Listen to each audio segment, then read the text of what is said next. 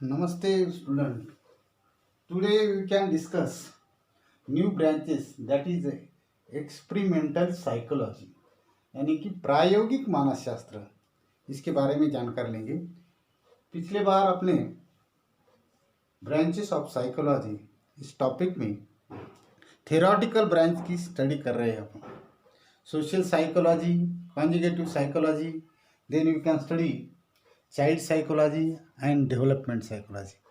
आज पांचवी fifth branch of the theoretical branch that is experimental psychology, उसके बारे में जानकारी लेंगे। तो इस ब्रांच में एक्सपेरिमेंट का मतलब प्रयोग करना है।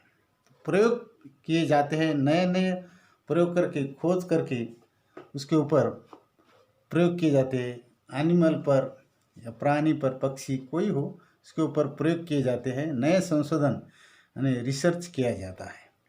इसमें सेंसेशन, परसेप्शन, लर्निंग, मेमोरी, इस तरह के जो सच प्रॉब्लम्स होते हैं उसके बारे में भी यहाँ संशोधन किए जाते हैं।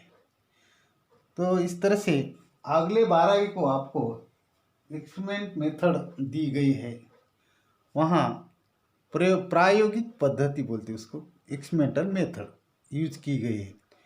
इस साल में आपको इसकी जानकारी लेना है एक्सपेरिमेंटल साइकोलॉजी ब्रांच।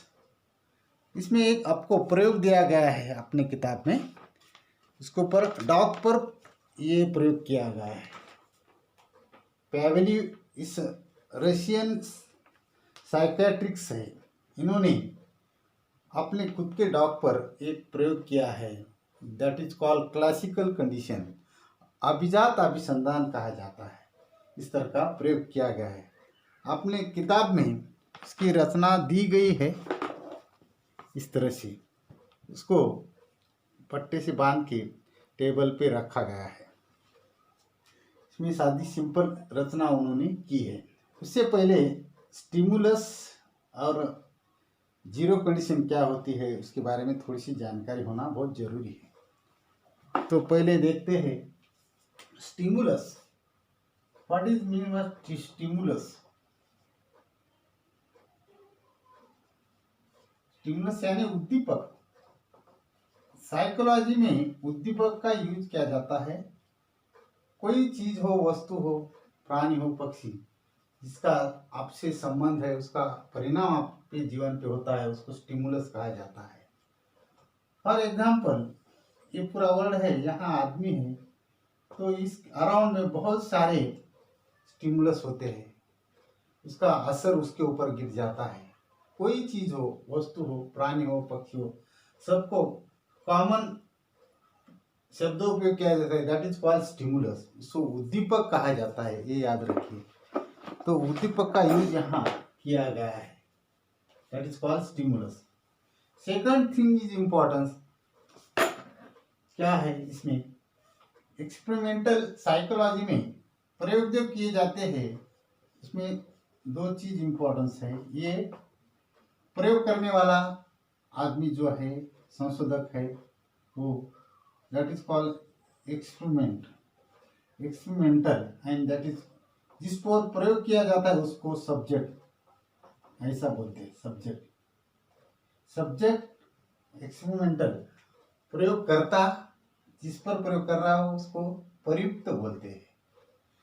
कोई प्राणी हो, पक्षी हो, आदमी हो, ये सब्जेक्ट होता है जिसके ऊपर प्रयोग किया जाता है। और जो प्रयोग करता है एक्सपेरिमेंटल यानी प्रयोगकर्ता बोलते हैं उसको। ये प्रयोग करता है। यहाँ इस अपने यहाँ कुत्ते पर प्रयोग किया तो पैवेल्यू ने एक्सपेरिमेंटल यानी प्रयोगकर्ता हो गया है। Ivan Pavlov is a very famous Russian psychiatrics, इन्होंने 2 बार नोबेल पारितोषिक प्राप्त किया है। ये प्रयोग भी बहुत फेमस है, that is called classical condition. आप देखते हैं क्लासिकल कंडीशन यानी कुत्ते पर किस तरह से उन्होंने प्रयोग किया है, उसकी जानकारी अपन लेंगे थोड़ी सी। देखिए, इस प्रयोग रचना में स्टार्ट में उन्होंने एक कुत्ते को जीरो कंडीशन में लाया है। Zero condition, what is mean zero condition? Zero condition psychology में प्रयोग करना है तो जीरो कंडीशन में कोई प्राणी पक्षी उन्हें लाना पड़ता है, कोई असर नहीं होना चाहिए, बाहर का जो उद्दीपक है उसका असर नहीं होना, उसको that is called zero condition.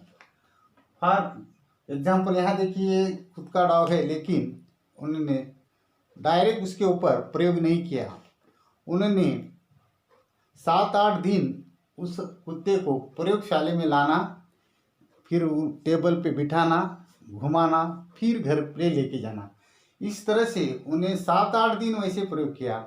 मतलब वो जीरो कंडीशन लाने की यहाँ कोशिश की गई है, उसको जीरो कंडीशन कहते हैं। कोई मुझे नहीं लगना कुत्ते को कि ये घर है या प्रयोगशाला अलग है, वो सेम कंडीशन उसको लगना चाहिए, उसका कोई असर वहाँ नहीं होना चाहिए, इसलिए उसे zero condition you can do observation that is called experiment. Zero condition में निरीक्षण किया जाता है, उसको प्रयोग बोलते हैं अपन साइकोलॉजी में। केमिस्ट्री फिजिक्स में अलग बात है, लेकिन यहाँ जीरो कंडीशन होना बहुत ज़रूरी है, क्योंकि नहीं तो उसके कंक्लूजन अलग हो जाते हैं। इस तरह से इस कुत्ते को लगातार 8 दिन प्रयोगशाला में लाके घुमाना, फिर टेबल पे बिठाना, फिर घर पे लेके जाना। इससे क्या हो गया, कुत्ते को कोई जिस दिन 8वें दिन के बाद प्रयोग को डायरेक्ट स्टार्ट किया पैवेलियो ने, तब उन्होंने टेबल पे उसको बिठाया, बेल्ट से उसके बांध के यहाँ फिट कर दिया है, और यहाँ गले में टॉन्सिल में वहाँ एक छोटा सा ऑपरेशन करके उसका सलाइवा जो है, लार है, वो एक अलग ब्यूरेट में चंचू पात्र में कलेक्शन करने की योजना यहाँ दी गई है। और इस प्रयोग में बेल का उपयोग यानी घंटी बजाई गई है, और स्क्रीन है, ये कुत्ते के पोजीशन दिखाई जाती है, इस तरह से स्क्रीन लगाया गया है। इस तरह सारी सिंपल रचना इस प्रयोग में की गई है। तो किस तरह से प्रयोग होता है थोड़ा सा जान लीजिए।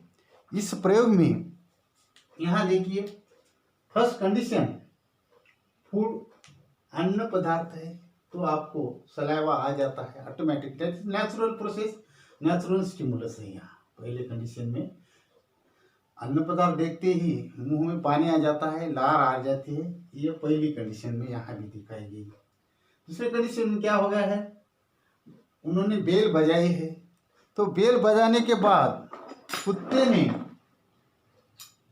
नो, मतलब यहाँ जो है अनकंडीशनल स्टिमुलस है, ये नेचुरल नहीं है स्टिमुलस, अनकंडीशनल स्टिमुलस है, कृत्रिम स्टिमुलस है, और कृत्रिम यहाँ रिस्पांस भी दिया गया है। बोले तो उन्हें सलाइवा नहीं दिया है, लार नहीं दिया गया है, उन्होंने इधर उधर देखा, टकार के देखा, कान से देखे देखा, लेकिन यहाँ सलाइवेशन नहीं हुआ। थर्ड कंडीशन में क्या होता है देखिए, वो बेल बजाने के बाद उसको जोड़ के उन्होंने फूड लगा दी गई है, यानी कि उसको अलग कंडीशन में उसको लगा के दिया है, तो बाद में ये सलाइवा ऑटोमेटिकली दे जाता है। मतलब यहाँ क्या चेंजेस किया उन्होंने, पहले बेल बजाना, फिर उसके सामने फूड रखना, अन्न पदार्थ रखना, फिर उसमें सलाइवेशन लार दी गई है। क्यों दी गई है, यहाँ अन्न पदार्थ है। इस तरह से अनेक बार वहाँ बेल बजाना, फिर फूड देना, फिर सलाइवेशन, ये लगातार प्रोसेस होती रही। फिर इसको लास्ट स्टेज में फूड को उन्होंने अलग लग दिया, क्योंकि आदत गिर गई कुत्ते को, बेल बजाते ही फूड आ रहा है, फूड के बाद उसको सलाइवेशन शुरू हो गया है। फोर्थ कंडीशन में उसको फूड को कैंसिल करके सिर्फ बेल बजाई, फिर भी सलाइवेशन हो गया, उसका लार आ गई यहाँ, फिर पहले की लार और यहाँ की इस ब्यूरेट में कलेक्शन करा तो सेम हो गई। इसका मतलब अब ये नेचुरल नहीं है, अनकंडीशनल स्टिमुलस है, लेकिन कंडीशनल रिस्पांस दे दिया गया है। बेल को सलाइवेशन देना यहाँ पढ़ा, इसको कुत्ते को पढ़ाया है। इसका मतलब बेल और सलाइवेशन वैसा कोई संबंध नहीं है, लेकिन उसको आदत गिराने के बाद ये बेल को डायरेक्ट सलाइवेशन यानी लार दी जाती है। इसको बोलते हैं क्लासिकल कंडीशनिंग, अभिसंधान, अभिजात अभिसंधान। इस तरह से साधक बनाया उसको, जिससे वो बेल से ही काम चला सकते हैं, डायरेक्ट सलाइवेशन दे सकते हैं। इस तरह का यहाँ बेल यानी कि सलाइवेशन प्रोसेस शुरू हो गई है।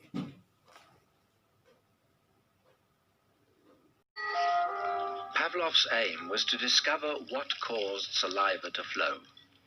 He rerouted the salivary ducts to the outside of his dog's cheek so that he could collect and measure the spittle. Perhaps, he thought, the production of saliva might be the result of a fixed nervous reflex, like a knee jerk. 5 минут 42,5 секунды. After taking many measurements of spittle, he confirmed that the dogs drooled automatically when their tongues touched food. He called the response the salivation reflex. 4,5. Хорошая собачка. Я предлагаю поменять собаку. But his work started to run into trouble. As his dogs became familiar with the experimental routine, they started to fill their cheek tubes before Pavlov had a chance to stimulate their tongues. The dogs were learning to anticipate food. Pavlov tried a new technique. He erected screens so that the dogs couldn't see what was going on.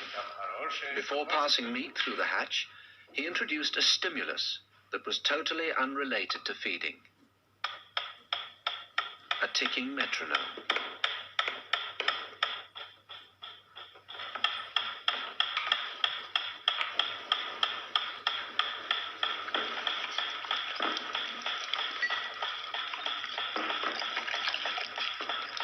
At first, the dog dripped saliva into its cheek tube only when the food appeared.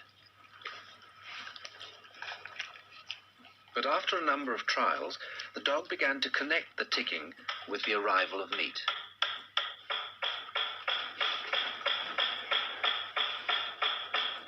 Soon, the sound alone made the dog drool. Eventually, the dog salivated as much to the ticking itself as it did originally to the presentation of food. Полная. Идите сюда. Что я говорил? He called this new response the conditioned reflex. Собака.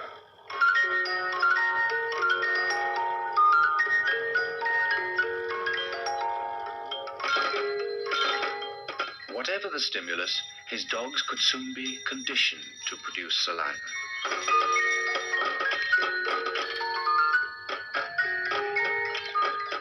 Pavlov believed that he had discovered how animals learned, even in the wild.